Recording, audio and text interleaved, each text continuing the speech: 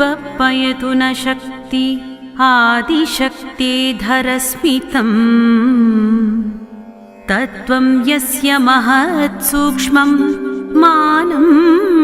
दोवेति संशयः ज्ञातुर्ज्ञानं स्वरूपं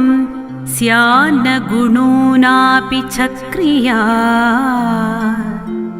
यदि स्वस्य स्वरूपेण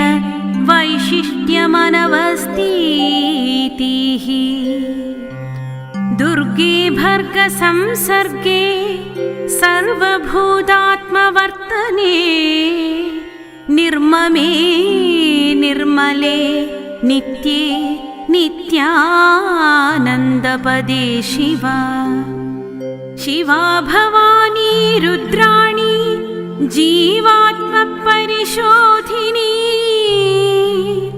अम्बाम्बिका मातङ्गी पाहि मां शिवा दृश्यते विषयाकारा ग्रहणे स्मरणे च धीः प्रज्ञाविषयतादात्म्यम् एवं साक्षात् प्रदृश्यते परिणामो यथा स्वप्नः सूक्ष्मस्य स्थूलरूपतः जाग्रत्प्रपञ्च एषस्य तथेश्वरमहाचितः विकृति सर्वभूतानि प्रकृति दुर्गदेवता सतः पादस्थ योराद्या त्रिपादिनीयते परा भूतानामात्मनसग्गे संहृतौ च तथात्मनि प्रभेवे देवता श्रेष्ठा संकल्पनारा यथा मतिः यस्याष्टकमिदं पुण्यं प्रातरुद्धाय मानवः पठेत् अन्यया भक्त्या सर्वान् कामानवाप्नुयात्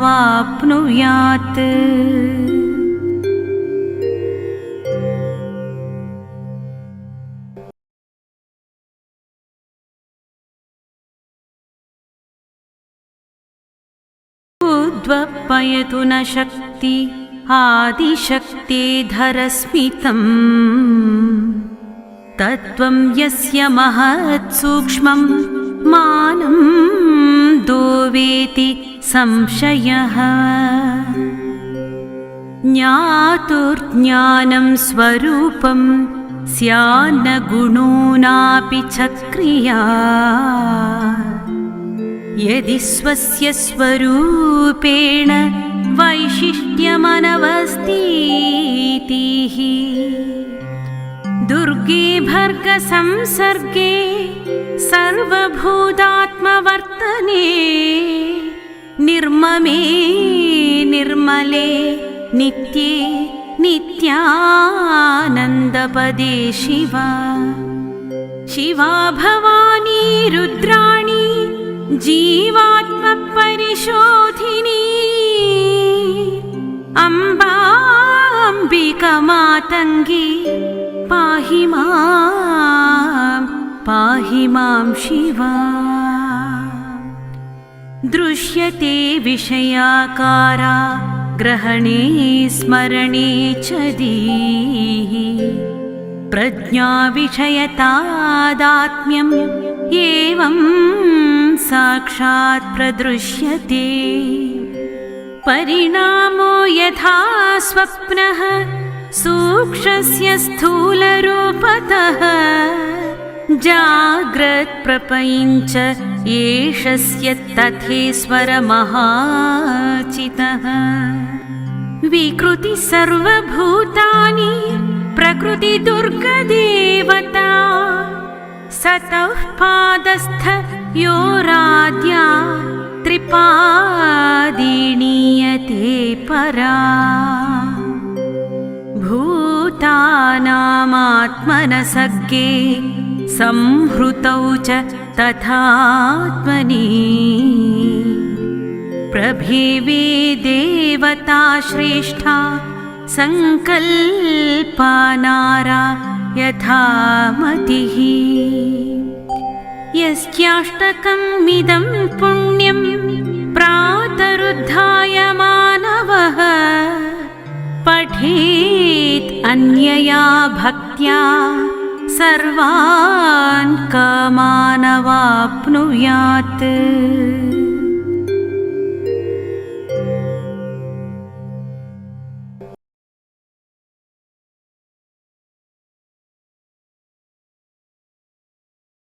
उद्वप्पयतु न शक्ति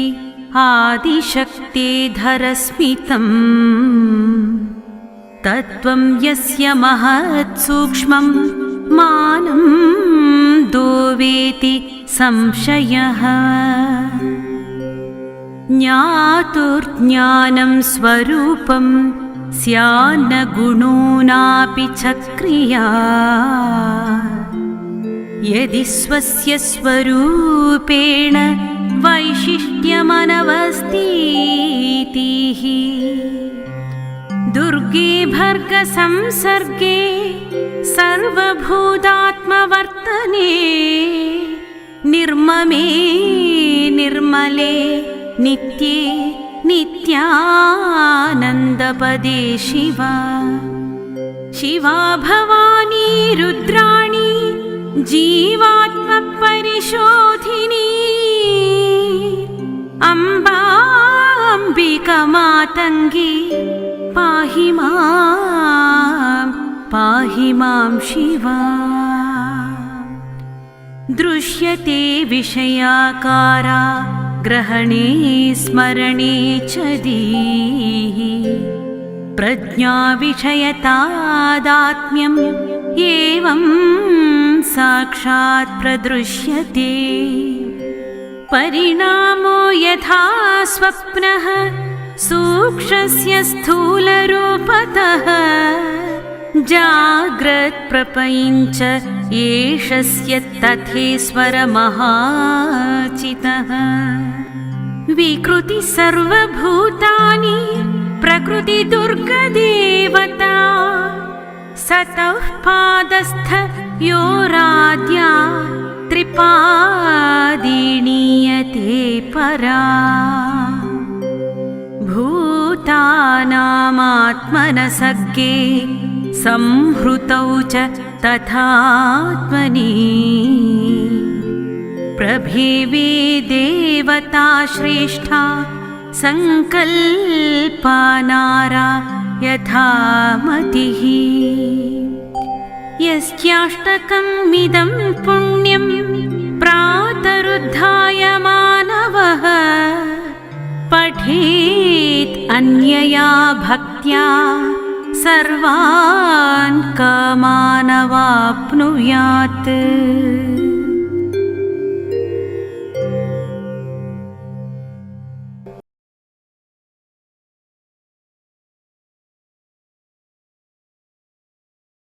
उद्वप्पयतु न शक्ति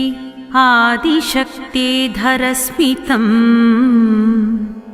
तत्त्वं यस्य महत्सूक्ष्मं मानं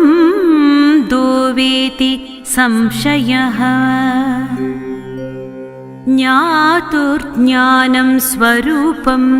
स्यान्न गुणोनापि च क्रिया यदि स्वस्य स्वरूपेण वैशिष्ट्यमनवस्थितिः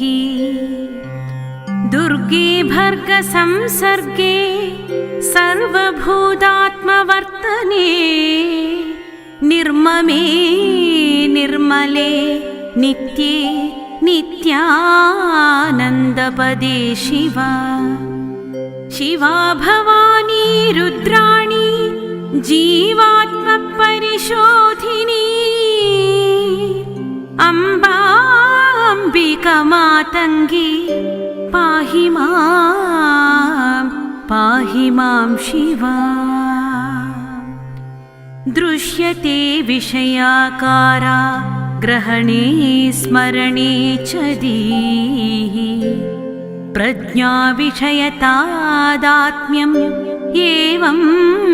साक्षात् प्रदृश्यते परिणामो यथा स्वप्नः सूक्ष्मस्य स्थूलरूपतः जाग्रत्प्रपञ्च एषस्य तथेश्वरमहाचितः विकृति सर्वभूतानि प्रकृतिदुर्गदेवता सतः पादस्थ योराद्या त्रिपादीनीयते